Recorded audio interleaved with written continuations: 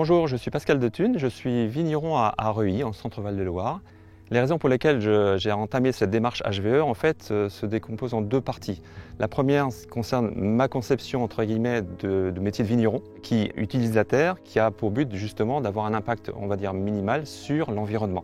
Cette exploitation que j'ai reprise en 2017 était conduite en conventionnel, historiquement, avec une première amorce de démarche, je dirais, raisonnée.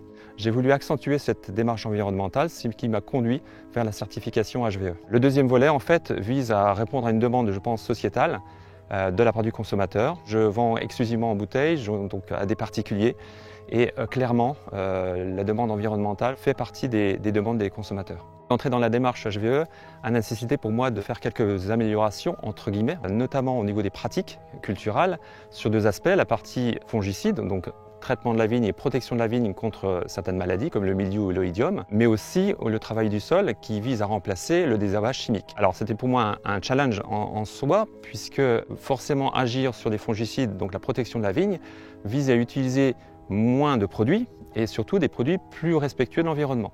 Quant à la partie désherbage mécanique, pour moi ça a nécessité clairement un investissement assez significatif puisque j'avais deux tracteurs enjambeurs d'un certain âge. Donc j'ai investi dans un tracteur très récent avec un équipement, je dirais, complet qui permet de désherber mécaniquement.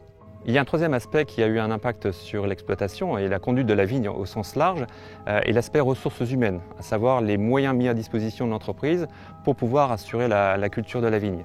J'ai deux permanents et ponctuellement je vais utiliser des saisonniers de façon à assurer les travaux de saison. Quant au volet biodiversité, puisque c'est un des aspects très marquants de la démarche HVE, il se trouve que dans la parcelle où nous sommes ici sur Reuilly, je dispose d'une parcelle de 3 hectares qui n'est pas en zone AOC. Et j'ai pris le parti de la mettre en jachère de façon à justement permettre d'assurer ce volet biodiversité en complément des haies que j'ai et qui sont préexistantes. Quand on intègre la démarche HVE, on s'inscrit forcément dans une démarche environnementale.